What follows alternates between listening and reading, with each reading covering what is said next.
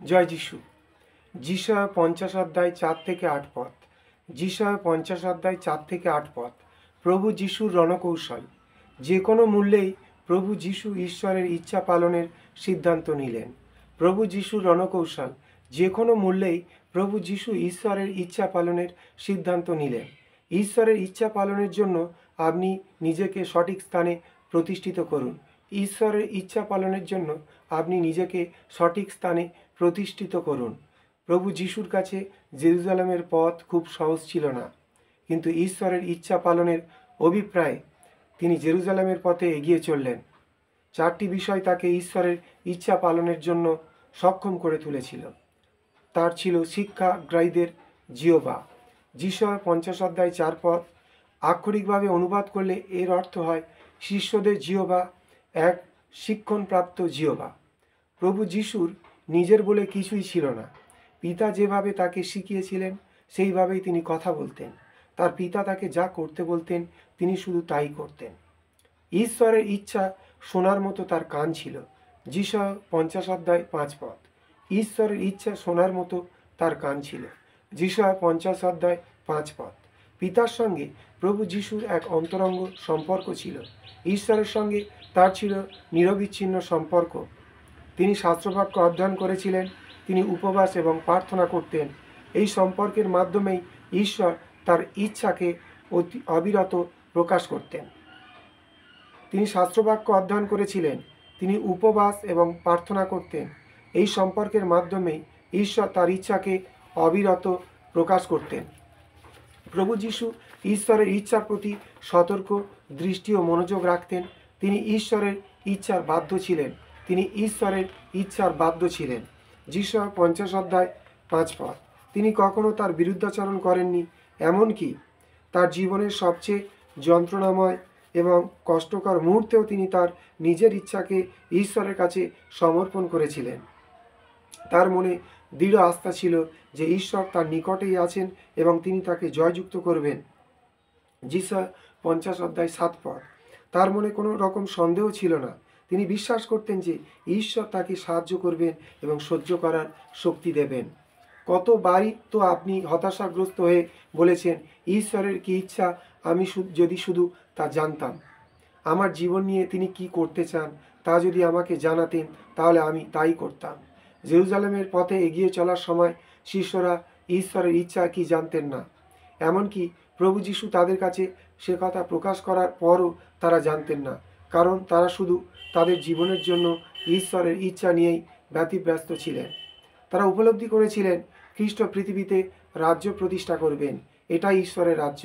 সেই রাজ্যে তারা 12টি সিংহাসনে আরোহণ করে ইসরায়েলের 12টি গোষ্ঠীর বিচার করবেন। আপনার জীবনের জন্য ঈশ্বরের ইচ্ছা জানতে হলে আপনি প্রথমে ঈশ্বরের ইচ্ছার এক পূর্ণাঙ্গ চিত্র, মানুষের জন্য তার পরিকল্পনা ও উদ্দেশ্য লক্ষ্য করুন। এরপর স্থির করুন সেই পরিকল্পনায় ঈশ্বর আপনাকে কোথায় স্থান দিতে চান।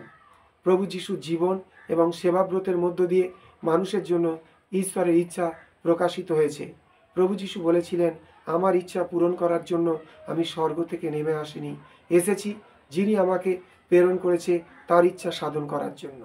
ঈশ্বরের অভিপ্রায় শয়তানের কর্মধারা, পাপ, অসুস্থতা, মৃত্যু যেন নাশ পায় এবং তার সঙ্গে মানুষের সম্পর্ক পুনঃস্থাপিত হয়। যে পাপাচারী সে শয়তানের, কেননা শয়তান আদিকাল থেকেই পাপাচারী। শয়তানের পাপ কর্ম বিনাশের জন্যই ঈশ্বরপুত্র প্রকাশ লাভ করলেন। প্রথম জন 3 অধ্যায় 8 পদ। কারো বিনাশ তার অভিপ্রেত নয়। প্রভু তার প্রতিজ্ঞা পালনে শ্লথ গতি নন। কেউ কেউ শ্লথ গতিময়তাকে যেভাবে ব্যাখ্যা করে, তিনি তোমাদের প্রতি সহিষ্ণু, তিনি কারো বিনাশ চান না, তিনি চান সকলেই যেন শেষ পর্যন্ত মন পরিবর্তন করে। দ্বিতীয় পিতর 3 অধ্যায় 9 পদ। তার ইচ্ছা জগৎ যেন উদ্ধার লাভ করে। তার ইচ্ছা জগৎ যেন উদ্ধার লাভ করে।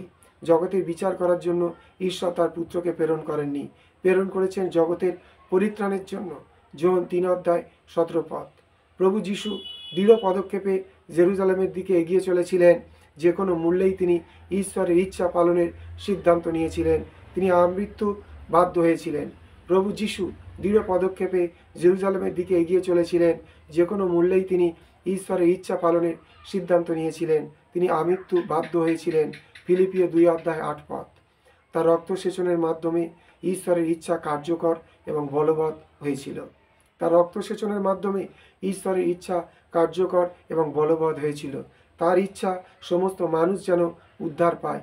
তার ইচ্ছা সমস্ত মানুষ যেন উদ্ধার পায়। ঈশ্বরের ইচ্ছা পৃথিবীতে তার ইচ্ছা যেন সাধিত হয়। তিনি আমাদের নির্দেশ দিয়েছেন, তোমরা গিয়ে সমুদায় জাতিকে শিষ্যে পরিণত করো, পিতার নামে, পুত্রের নামে ও পবিত্র আত্মার নামে সকলকে জলদীক্ষা দাও। আর আমি তোমাদের যে সকল আজ্ঞা দিয়েছি সে সকল পালন করতে তাদের শিক্ষা দাও। মতি 28:19-20। আপনার জীবনের জন্য ঈশ্বরের ইচ্ছা এই।